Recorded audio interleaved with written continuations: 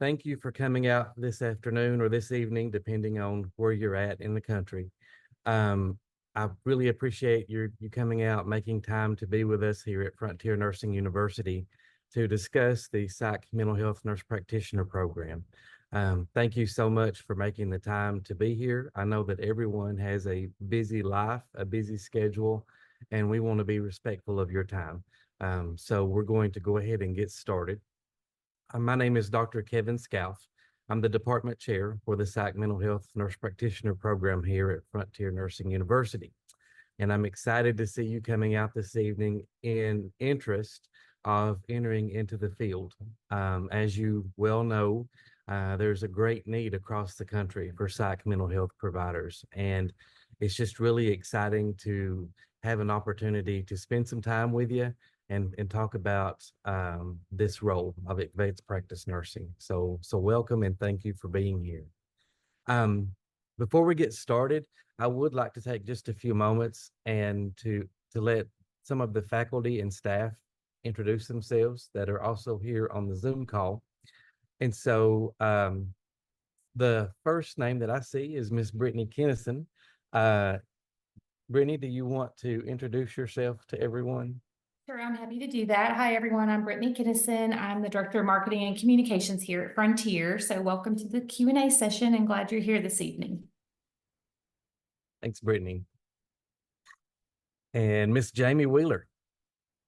Hello, everyone. My name is Jamie, and I am the clinical advisor for the psych students. So you'll be hearing a little bit more about my role later in the presentation. All right. And I will try to field questions in the chat as well.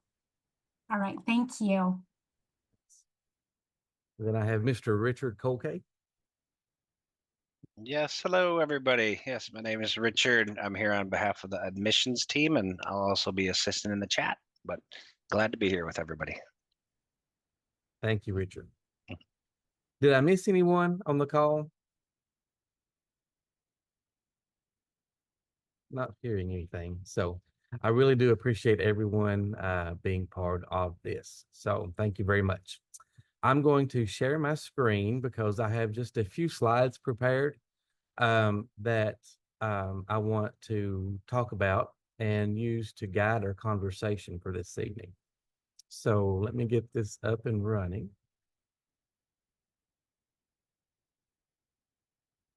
Okay. So I've already introduced myself. Dr. Susan Piper, who is our clinical director, typically also joins these Zoom sessions, but we have a student intensive training session on campus this week. So she is busy with some students that are getting ready to enter into the clinical practicum. And so she was unable to be here, but she wanted me to just communicate her desire to help you in any way that you need help to help navigate the next steps as you think about entering into this role. So on behalf of her, I'd like to also say thank you and welcome. I wanted to start off this evening with just a brief slide that talks about our mission statement, who we are at the university as Frontier Nursing University. In the picture that I have here, this was taken on campus, our new campus in Versailles, Kentucky. And it's a group of students that come together. And at the end and at the beginning of each of our student-led sessions, we all get into a circle and we just reflect on what we've learned on that particular day. We listen to each other as we share, moments that just stood out to us during the course of the week. And it's part of our tradition here at Frontier is reflection, supporting each other, and just really being a school of opportunity. At Frontier, you're more than just a number as a student, but you are an individual, a unique individual that we want to coach, we want to mentor, and we want to help you achieve your ambitions, your goals, and what you have for yourself. So we really do put a high emphasis on connection with students, and students also network with each other while they're on campus. They build relationships that last far after they graduate. So that's kind of what's going on into this picture. But if you can kind of read their mission statement that we have, there's a few words that I always like to kind of bring out when we look at this mission statement.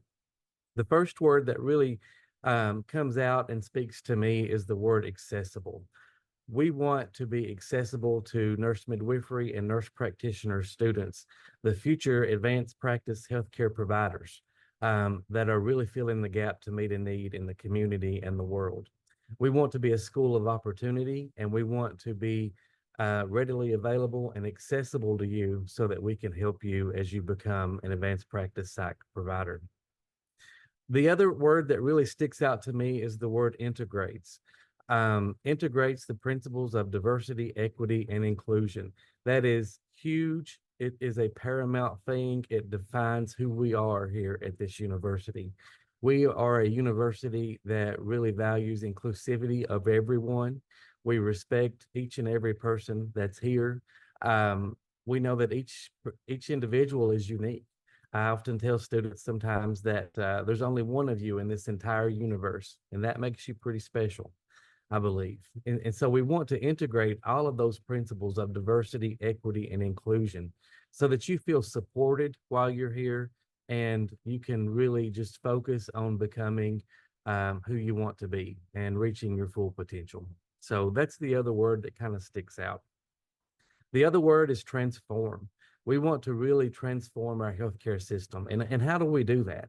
Well, what we have to do is we have to prepare the future providers in our healthcare world, which would be you. We want to prepare you to be ethical, compassionate, innovative, and entrepreneurial leaders that really work with all people. And we really focus and we emphasize care to the rural and underserved communities. Later on, when we talk about stats, we're going to probably have a discussion about underserved communities and what that looks like for patients who experience psychiatric mental health problems throughout the course of their life. But we really do want to help you prepare for success as you kind of enter into this new chapter in your life. So that's just a little bit about who we are and what we stand for. So Frontier Nursing University has been doing distance education for a while. We started way back in the 1920s, 30s. It started off with midwifery. And as time has went on, we added the family nurse practitioner program. We have a women's health nurse practitioner program. We have the midwifery program. The psych program was started around 2017 in response to the growing need of the communities. And really that has really been the driving force of every program that we've started here at the university. It is, what does the community need? We still want to answer that call to help improve the lives of our community members. And so around 2017, that's really when this program was created. We also have a DNP program as well. But one of the things that really separates Frontier from other places, in my opinion, is the culture of caring that we have at this university. The culture of caring is something that you're going to hear a lot about as you get to know Frontier better. It's really a framework that guides everything that we do every single day. We care about each other here at this university. We want to support each other at this university. And so the culture of caring is really founded in pillars of professionalism, respect, mutual support, inclusivity, belonging. We want to support each and every person that's part of our community. That's faculty, that's staff, that's students, it's everyone. And that really is more than just lip service here at this university. You can see it carried out in everything that we do every single day. I really think that separates us out from other places. As a distance education program, you use your community as your classroom. So once that you once that you make the decision to apply to Frontier, you get accepted. Now you are a graduate student. You will come to an orientation session on campus that we call Frontier Bound. This lasts about 2.5 days, and really you just get immersed into the culture of Frontier. We orient you to the things that you're going to need to become successful. You meet with your advising staff. You meet with financial aid. You meet with the program directors, the clinical directors, credentialing, all of the key players in your degree. You're going to meet and have an opportunity to talk with and learn a whole lot about Frontier in the process. So that's the first step. And then you go off into your communities and you begin your didactic work. Here at Frontier, the didactic coursework is front loaded. And so what that means is you have all of your didactic courses first. You get that behind you, and then you gear up to go into your clinical practicum, into your communities, and really do the clinical part of the program. Right after you finish the didactic coursework, you come back to campus for about 4 days. We call this clinical bound. And so that's what's going on right now in our campus that Dr. Piper is helping with. So at clinical bound, we help you put everything together. For instance, when you come into the didactic coursework, you have classes on pathophysiology, pharmacology, psychiatric assessment, psychotherapy, all of those classes that you need to acquire knowledge from. At Clinical Bound, during that particular week, we help you put all of that together. How does that fit together? You really looked at all of the pieces of the puzzle, but do you know what the puzzle looks like when we put all of the pieces together? That's really the goal of Clinical Bound. And so what we do is we do that through simulation activities. We've hired professional actors that come into our sim labs, and you get to assume the role of the psychiatric nurse practitioner. You get a chief complaint, you work that through the diagnostic reasoning process, you come up with a diagnosis, and you plan treatment. You do follow-up visits, you do initial psychiatric evaluations, you work through problems, whether that be side effects, adverse reactions, psychosocial issues, no matter what it is. You get experience in kind of working through a visit and using all of that information that you acquired in your didactic work. I often say in didactic courses, you really gain a lot of knowledge. You need that knowledge to be successful. But when you begin to apply that information as you get into your clinical practicum, you gain a lot of wisdom.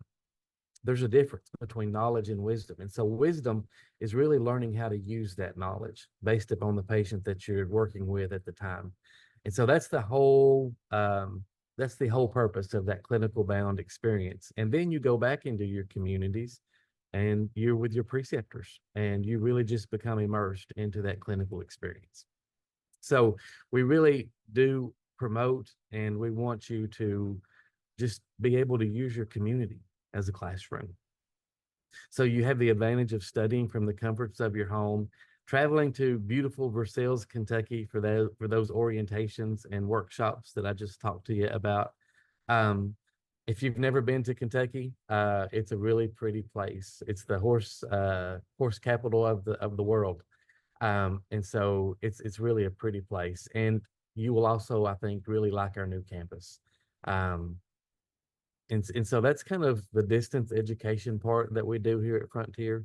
But even though we're a distance education university, we want to create an intimate relationship with you as a student. And so what do I mean by that? So we want to give you the opportunity to have distance education, but we also want to connect with you and to become, familiar with you and know you as a person as well. Just like that you would in a bricks and mortar university, or even more so than a bricks and mortar university. And so we really want to deliver the best of both worlds to you. That's our ultimate goal here at Frontier. I always like to talk a little bit about the history of the psych mental health nurse practitioner role, and talk about the evolution and how we got here and where we're at now and kind of where we're headed. Advanced practice nursing has been around for a while, but if you really look at the data and you look at the history and so forth, we really got started as PMHNPs in the 1990s. That's really when things really started to kind of come together for our profession. And it's just kind of steadily evolved over the period of time. And it's really an exciting time for us to live right now in this profession. There's a huge need out there. There's patients that have extended waiting times to get into their mental health providers. And so there's a huge need all across the lifespan for advanced practice psychiatric nurses. But really, we've come a long way, and it's really an exciting time. Psych mental health nurse practitioners practice in all 50 states and also some foreign countries. Now, there are some differences state by state related to scope of practice. And so we always encourage you to become familiar with the scope of practice that's in your particular state. Some states have complete independent practice authority. Some states have collaborative. Some states have a supervisory type of a model. But just kind of become familiar with the scope of practice in your particular state. But no matter which state that you're in, Psych MPs really focus on assessing, diagnosing, treating, evaluating the needs of clients who really struggle with some type of mental health condition. So we really come a long way. And the other thing that I would like to talk about here too is touch a little bit about the job prospects for the psych mental health nurse practitioner role.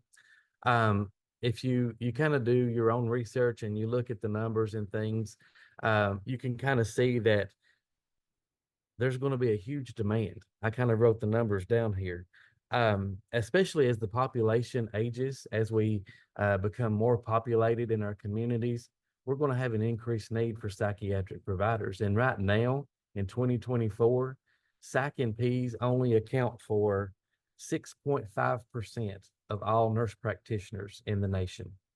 And so if you really look at those statistics, that tells you that Psych NPs are in high demand. And it's only going to get worse as far as the need goes, as our population ages and as our population increases.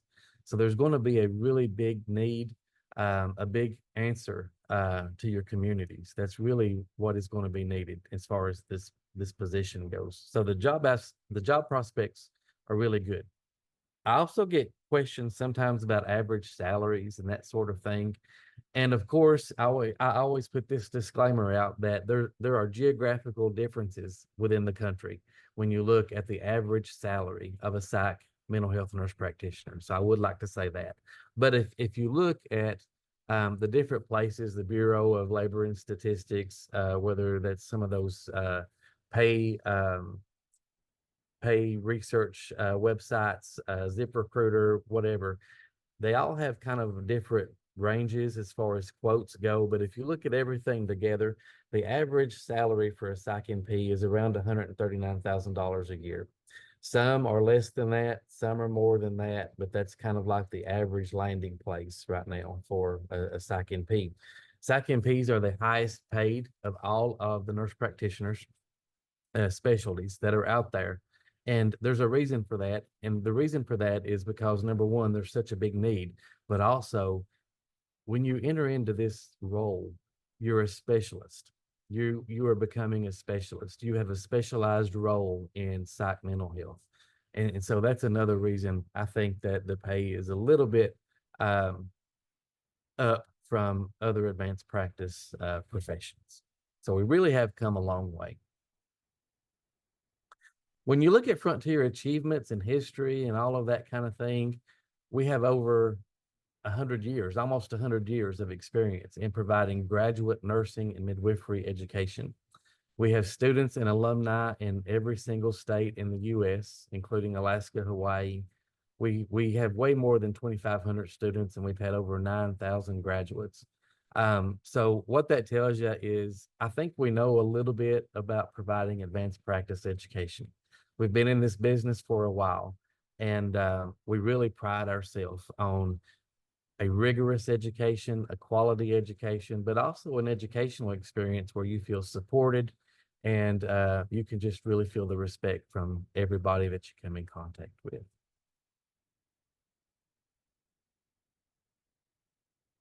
So after you complete your education, you sit for certification. And so we have two certifying bodies for the psych mental health nurse practitioner role. The ANCC has been around since the inception of the Psych-NP program, and that has historically been the only certifying body for our discipline.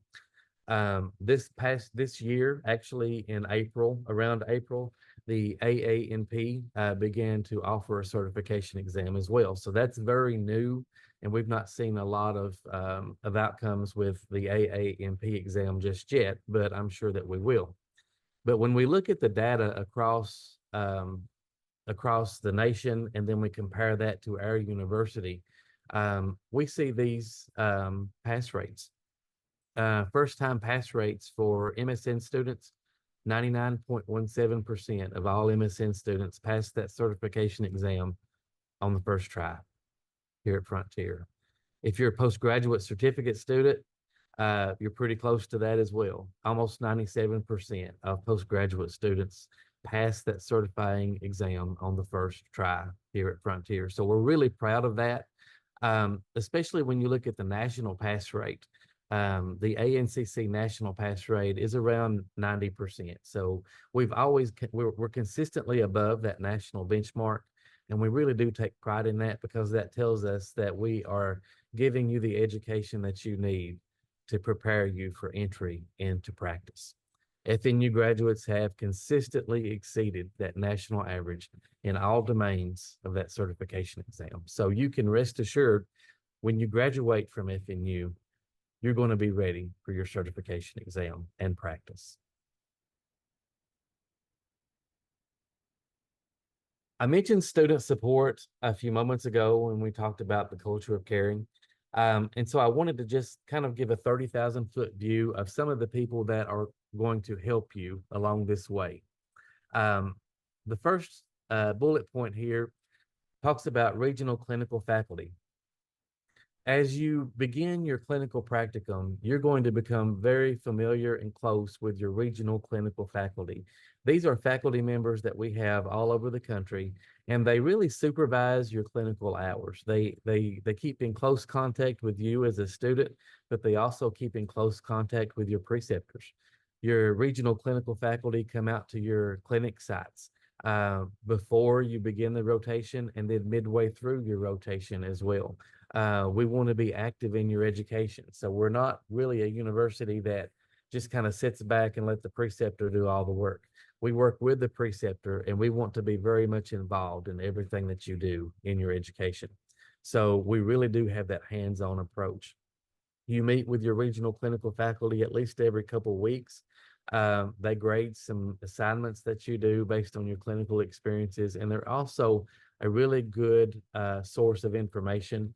As you get nearer to graduation, they can help you with that transition into practice as well. So you will become very familiar with the role of the regional clinical faculty.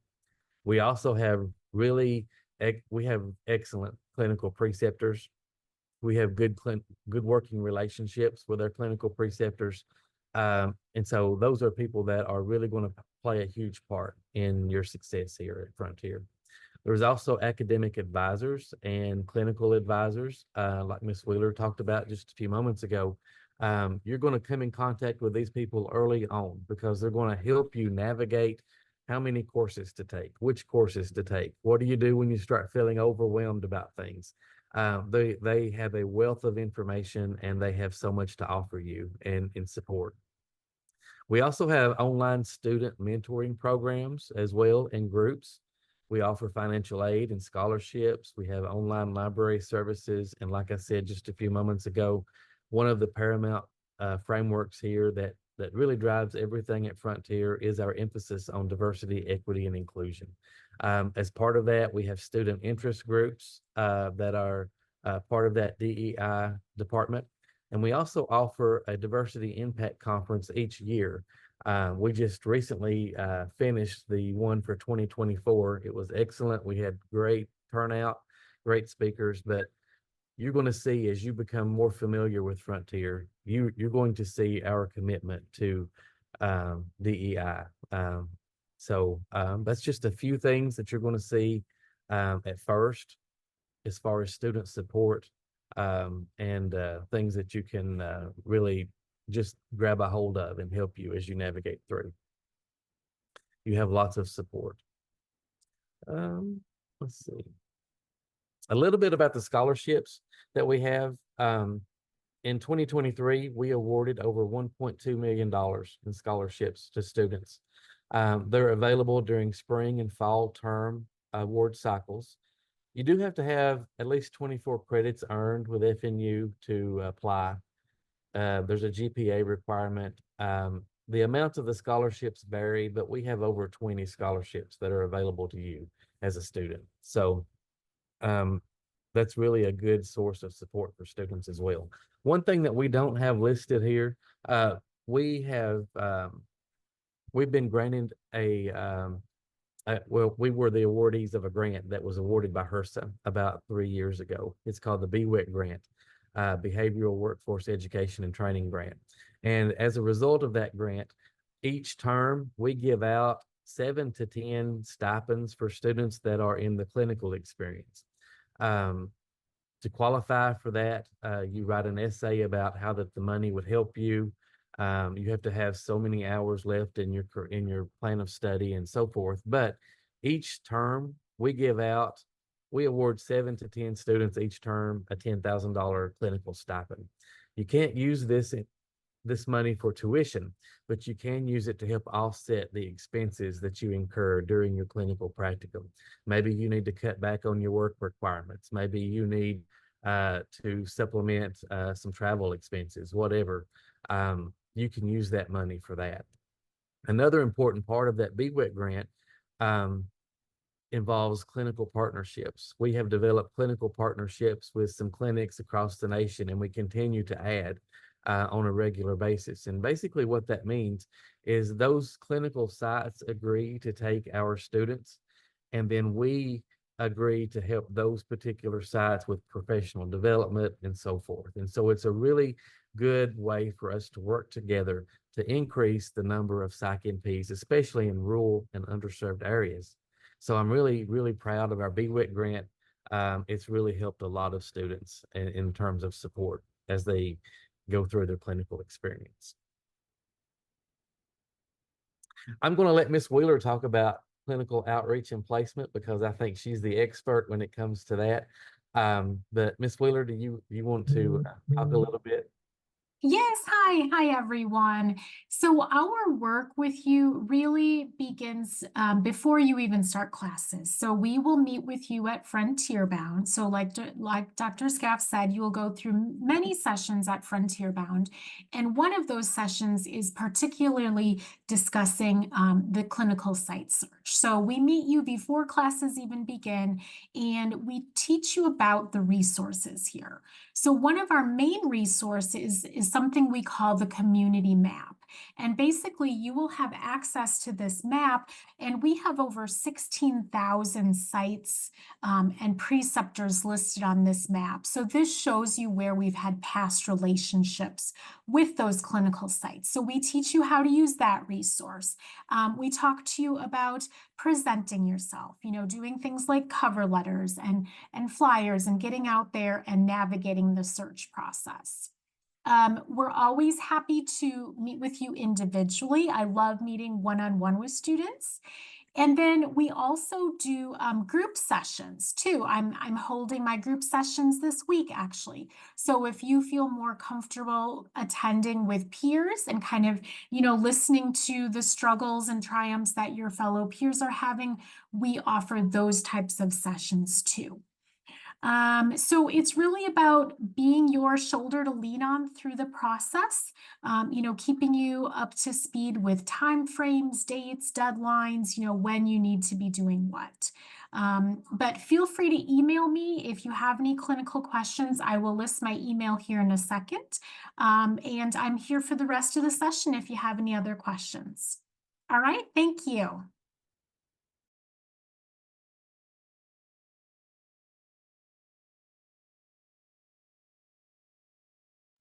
Sorry, I forgot to unmute.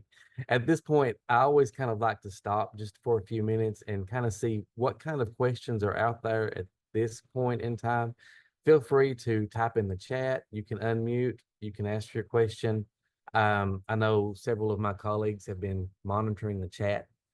So this is really a time to bring forth any questions that you have so far.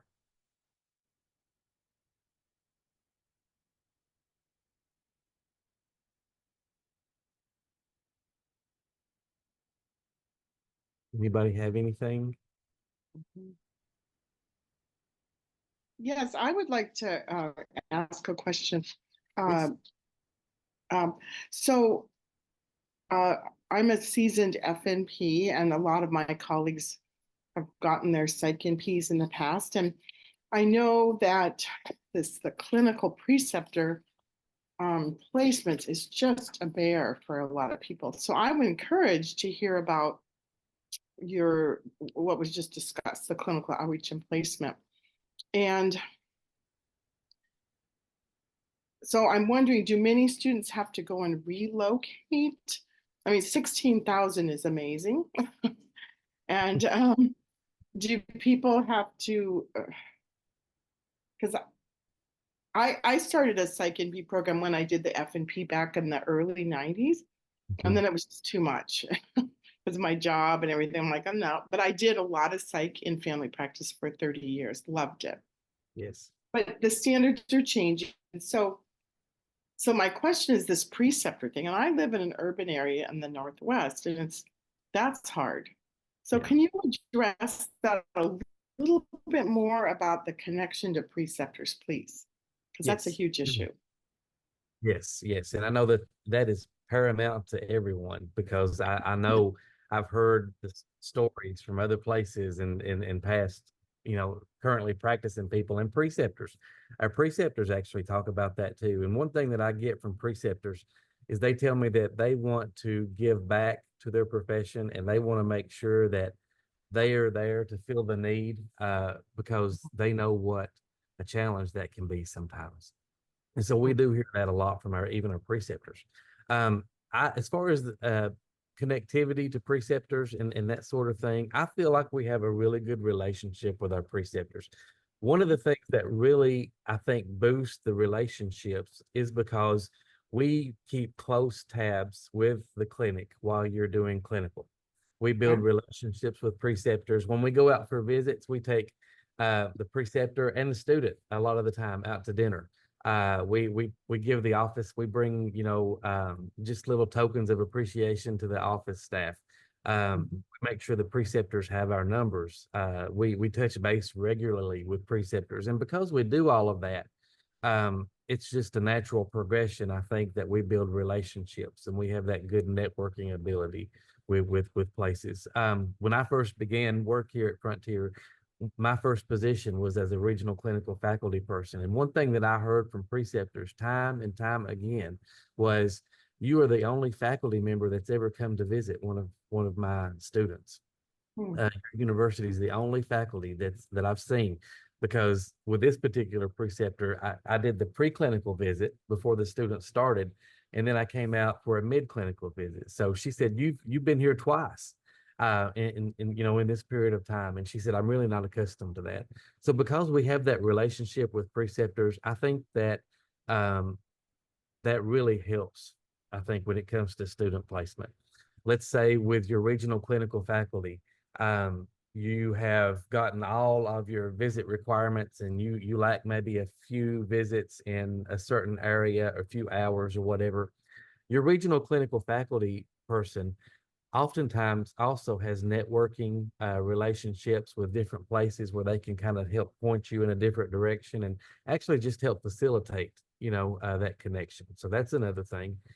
We try our best to have faculty members close to the geographic area that you're in because they have a better working knowledge of the landscape of things. And so we really do try our best to assign faculty members close to where you're at.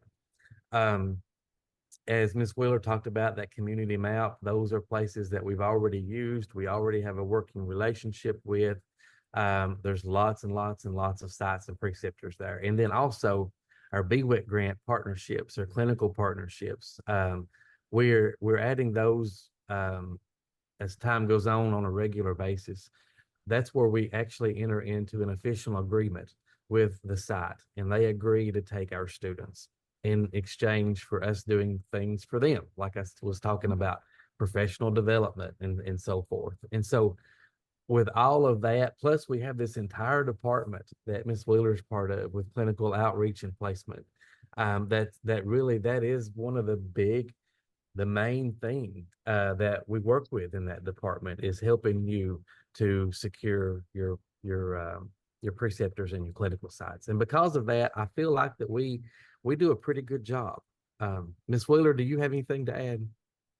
I would say, we want you to start early, which is why we're talking about clinicals from day one before the term even begins. So, if you are in an area with competing programs, I don't want to sugarcoat that. I mean, those students could be your competition, if you're there with other med schools or NP schools or PA schools. I mean, those students can be competition, but like Dr. Scaff said, we're going to get you started early. You're going to hear from us, and you do have to take an active role in the process. So I think we do a good job. We're here, the staff is here to serve you in our roles in partnership, looking for those sites. So thank you for that. I think, yeah, because when I went to school way back when, everything was set up at Oregon Health Sciences University. So now it sounds, just to clarify, that you have all these arrangements, and this sounds amazing, the partnerships that you have to have with these entities and people. But the onus is on the student. There's the student's responsibility to approach and get yes. approved. Is that correct? That's what That is correct. That is correct. And I also, so Karen, it sounds like you're in a busy urban area. For students who are in very rural areas, you may have the opposite issue where maybe you don't know anyone that's a PMHNP. Okay, there's not a PMHNP in your town. That means, you could be looking at some travel too. So we want to be realistic about what kind of area do you live in? That's definitely going to impact your search. Dr. Scaff, do you want to talk about telehealth, or would you like me to mention that? Because that could fit in well here. Go ahead. Okay, so we do allow 450 hours of telehealth of your 750 hours. And so you're able to do clinicals wherever you have a valid RN license, okay, or compact going to another compact. Sometimes if you are near a border, then it just makes sense for you to look into getting that other state's licensure. And remember, this is RN, not an APRN if you're already a practicing, NP. So, so compact going to another compact is fine. With telehealth, you have to be licensed where the patients live. So sometimes we see that, the practice might be in one state, but you're actually talking to patients that may live in another state. And so you'd have to have that license or compact, where that patient is actually sitting. So that's just one little intricacy of telehealth. You and your preceptor do not have to physically be in the same room for those telehealth hours, and you don't have to be physically present with the patient either. So I think that allows a little bit more flexibility, just generally speaking, for our students.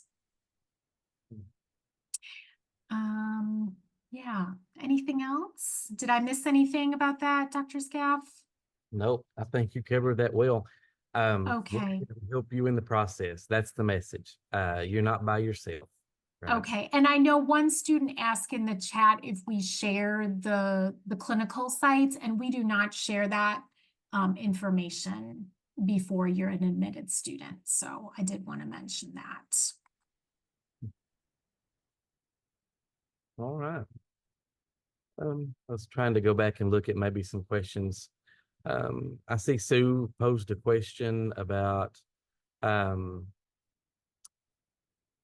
in as a seasoned FNP is there any credit to be given for clinic hours or classes?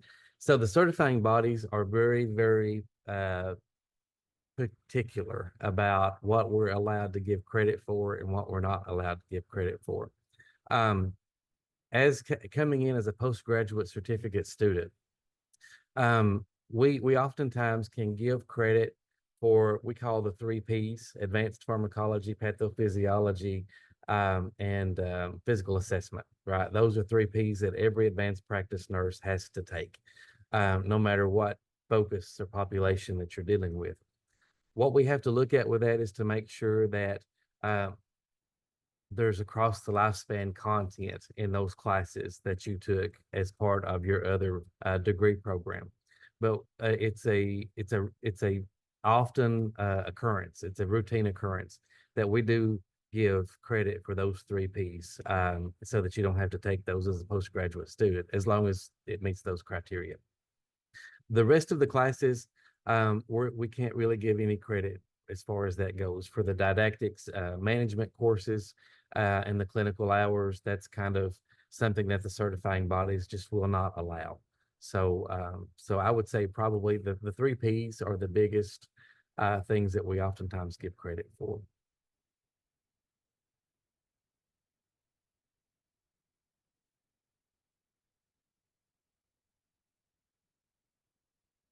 I think there was also a question about part-time enrollment. We do have a part-time plan of study available.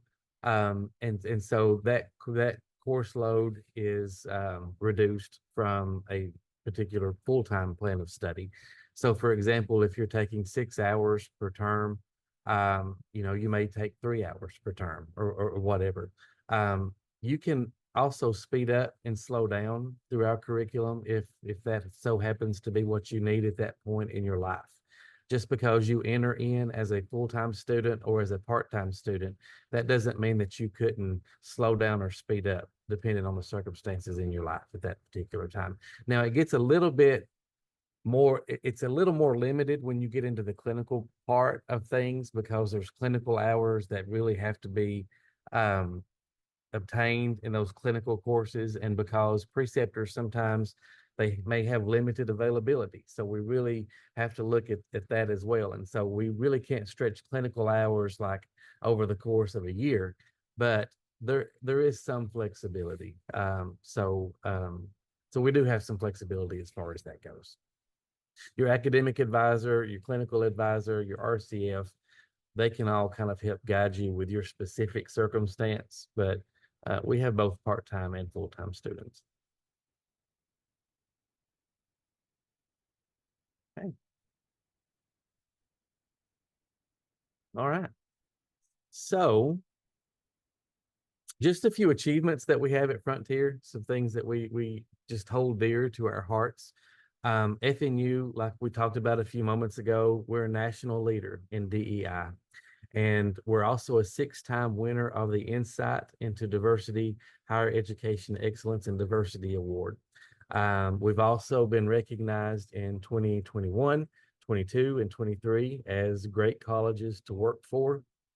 And one of our accrediting bodies, the American Association of Colleges of Nursing, we received the AACN 2023 Award for Inclusive Excellence, Belonging, and Sustainability in Nursing Education.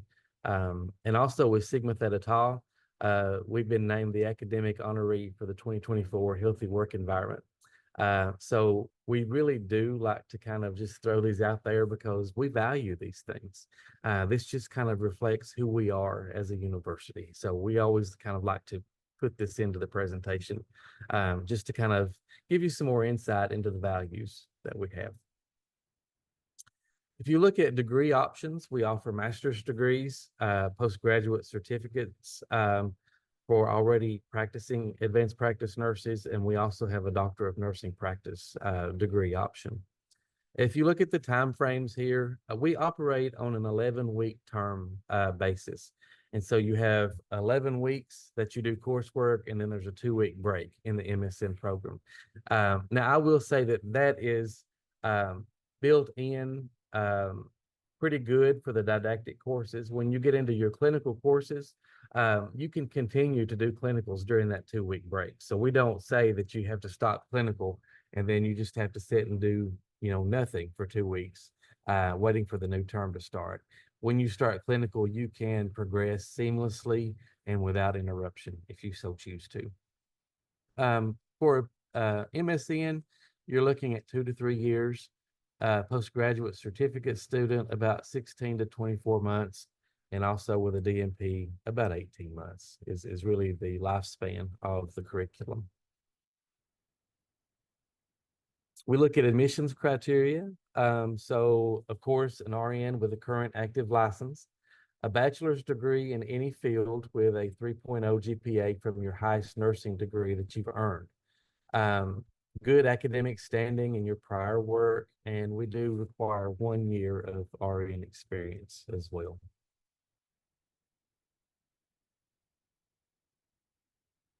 When we look at postgraduate certificate admissions, you can kind of see some of those things that I just mentioned. But then also you can look at the advanced practice nursing roles for which you would be eligible to apply for the PGC program here.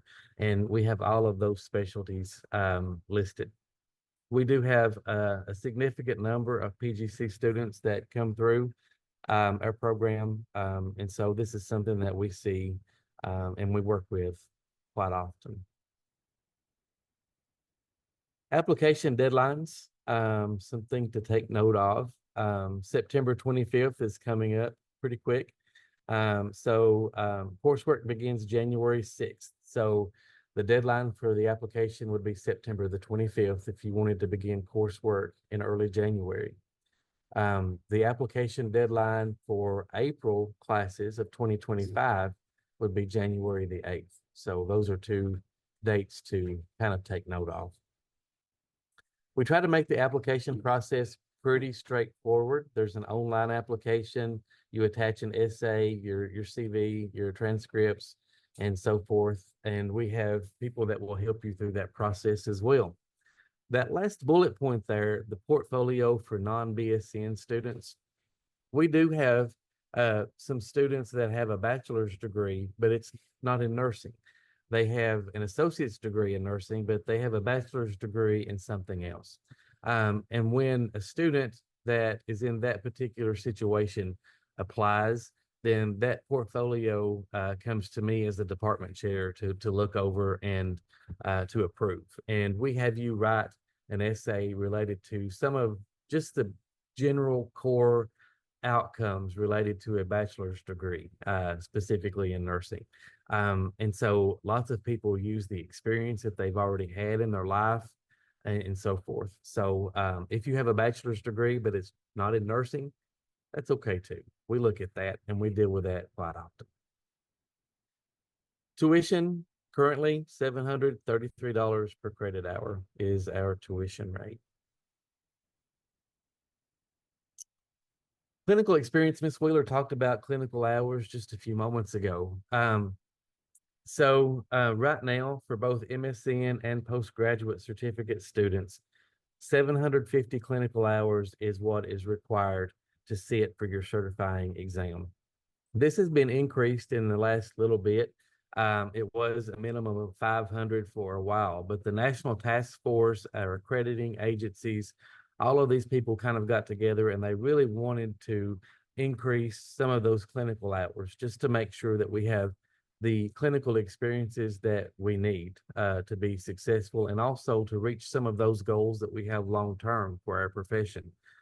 So as a result of that, we've seen this paradigm shift. If you start clinical January 1, 2025 or after, you have to earn 750 clinical hours. That's for MSNs and postgraduate students. And I always point out here that 750 hours is not a frontier thing, but that's a national certification accreditation thing now. That's just really come down the pike in the last little bit. So that's kind of what you're looking at for the psych program. The DNP program is a 500 clinical hour experience.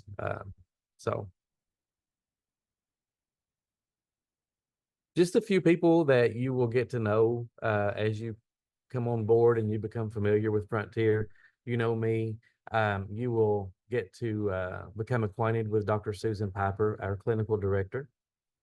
Each course also has a course coordinator that kind of manages the course, runs the course from an administrative point of view. They're very active in the course. And then we also have course faculty.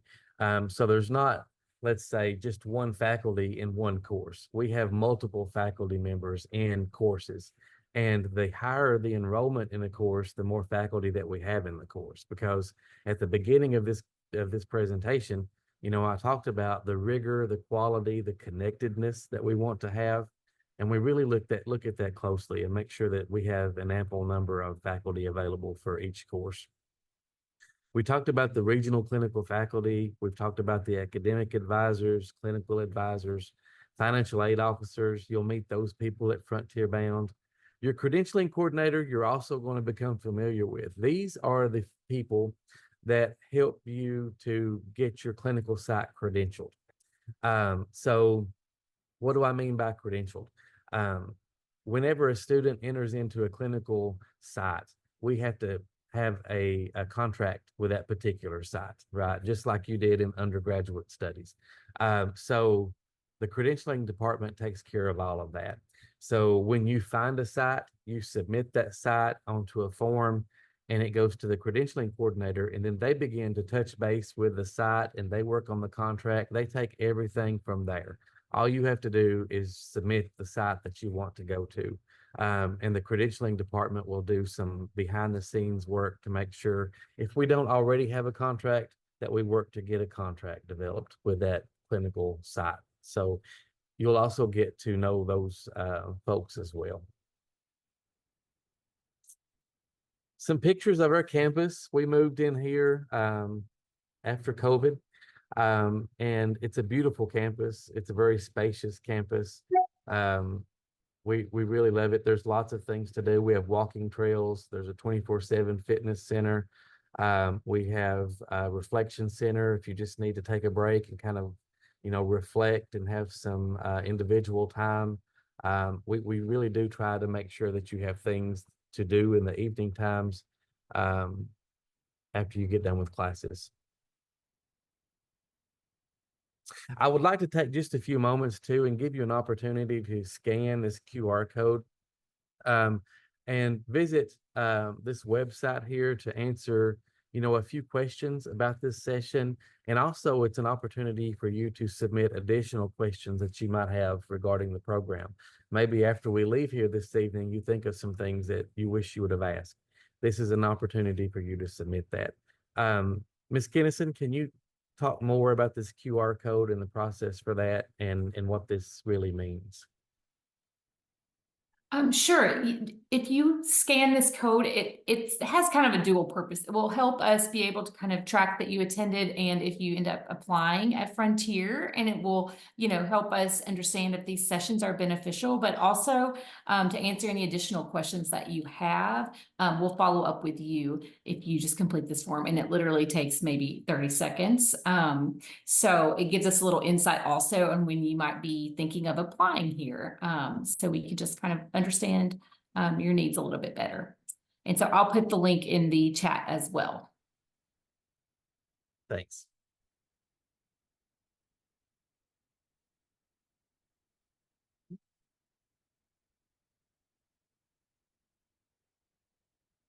At this point, are there any questions about life as a Psych NP? We also have, are there any questions about admissions that you'd like to talk about? Clinical placement questions, basically any type of questions that you would have at this point in time. I just want to take a pause here and have us an opportunity to have some discussion.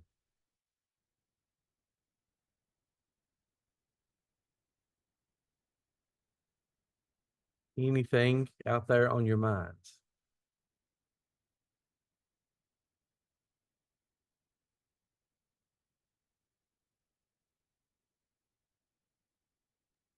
Yes, I have another question. Could you go over the, this is pretty basic, and I'm sorry to bring it up because I could probably find it, but what are total credits for each of the options, like the DNP and the postgraduate in particular?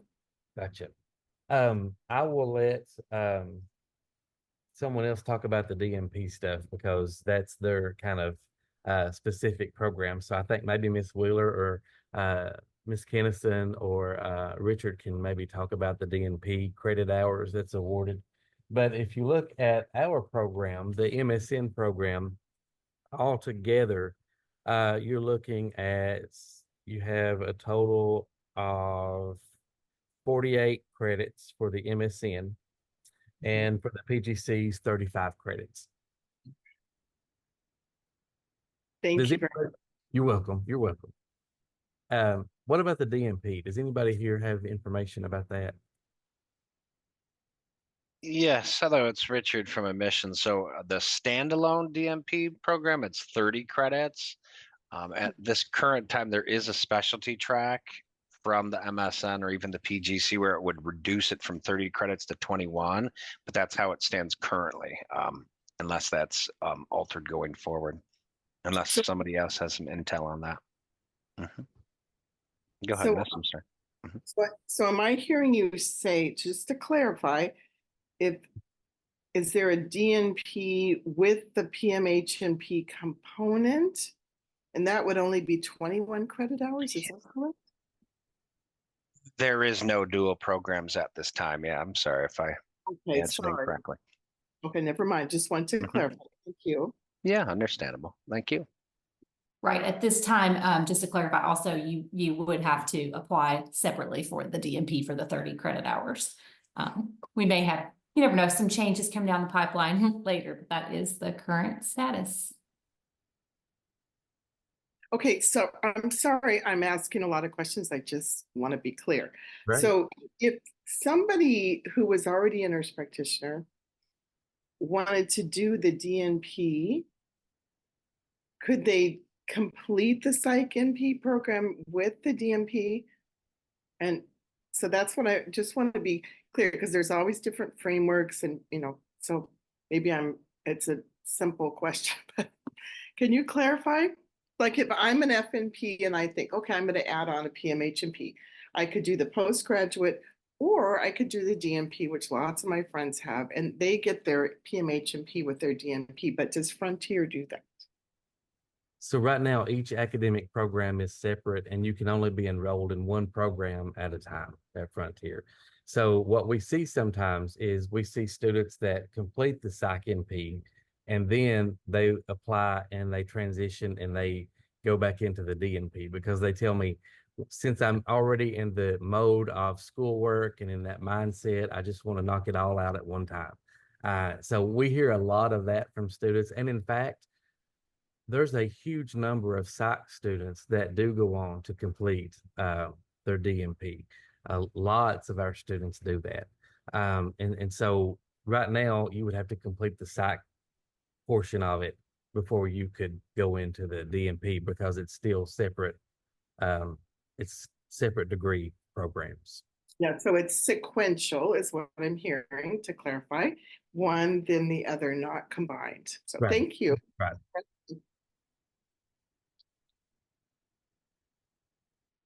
Great question. Any other questions?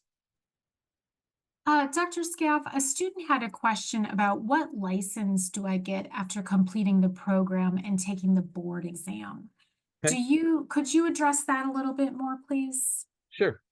So you will have an advanced practice RN license. So you will have an APRN license, but you will be certified as a psychiatric mental health nurse practitioner. Okay. So you'll be board certified as that. And sometimes that is a little bit confusing to really think about for a moment. Once that you graduate, you have your master's degree. Okay. Or you get your postgraduate certificate if you're already an APRN. You take that academic credential and then you apply for your certification exam. That is with the ANCC or the AANP. Okay. Once you take that certification exam and you pass that, you are board certified. You're a board certified as a psychiatric mental health nurse practitioner. Okay, that's the certifying body, that's their national certification. But that's not good enough just yet to practice. You have to submit all of that to your board of nursing in your state so that they can issue you a license. So there's a difference between licensure and certification, if that makes sense. Does that help? So does it mean you're gonna get a compact license? Like if I'm from Texas and then I get the certification and then I apply in Texas to get the licensure. So it's the states you reside in that you apply for the licensure? So currently there are no compact states for advanced practice. We have compact states for the RN, but right now, as it stands across the nation, there's no compact offerings for an APRN license. Okay, understood. Thank you. Yeah, you're welcome.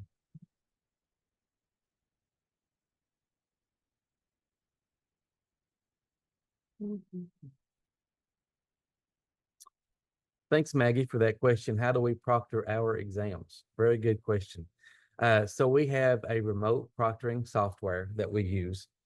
And you go in, you download the exam to that software. It uses artificial intelligence to kind of just monitor things from a security standpoint, just to make sure that we maintain integrity of the exam, and then that gets sent to your instructor. So it's all through a remote proctoring system. You'll find that some courses have exams, some courses don't have exams. It just depends on the content that you're learning in a specific course. When we look at these, these methods of measurement, the objective outcomes that we have for each course, there's some courses that it's just not appropriate to have exams in. Other courses, it's very appropriate and needed. So you'll see a combination of courses with and without exams in the curriculum. You found any issues with the proctoring from far distance? No, I've really not seen any type of distance issues related to our proctoring software. We just have upgraded our exam software company, so to speak. I've really not seen any distance related issues with that. The current company that we work with, the current platform that we have, you download the exam to your computer. But after that, you don't even need internet access to take the exam. So if the electricity goes out, something happens, your computer dies, whatever, you don't need internet access to actually take the exam. Once you finish the exam, you have to have internet access to upload it back into our Canvas system. But it's not required to actually take the exam with the current software that we have.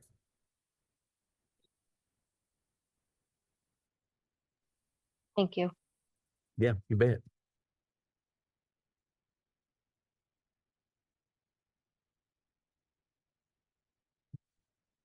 Okay. Any other questions? I see Diana had a question about accreditation. I live in California. Diana, we've had students in every state in the United States. And so we don't have any accreditation problems or anything like that. We have alumni every single state, including Hawaii and Alaska. And you're once that you sit for your exam, you're certified as a psych nurse practitioner.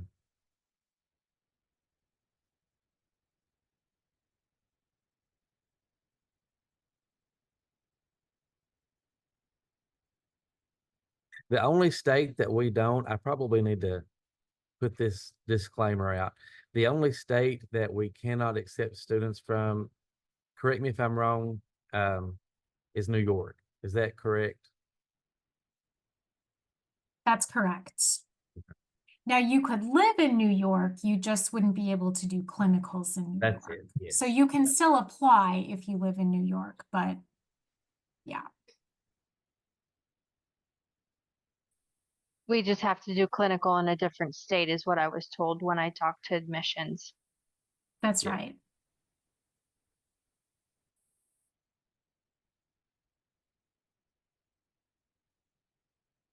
Any other questions? These have been great questions, great discussion.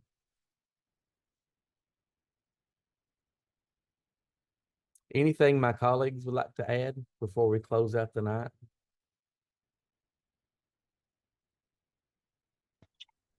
Yeah, I could chime in here from admissions. So if anybody has any more questions or just needs assistance, I posted the information in the chat. I'll repost it, but our contact number, it's 859-279-0890.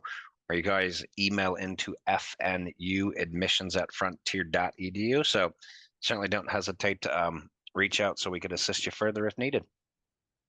Thank you, Richard. You're welcome, sir.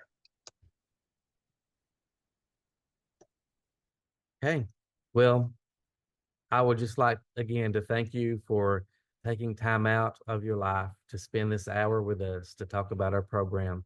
If you have any questions at all, reach out to any of us. We are more than happy to help answer your question, help problem solve, navigate, whatever that we need to do.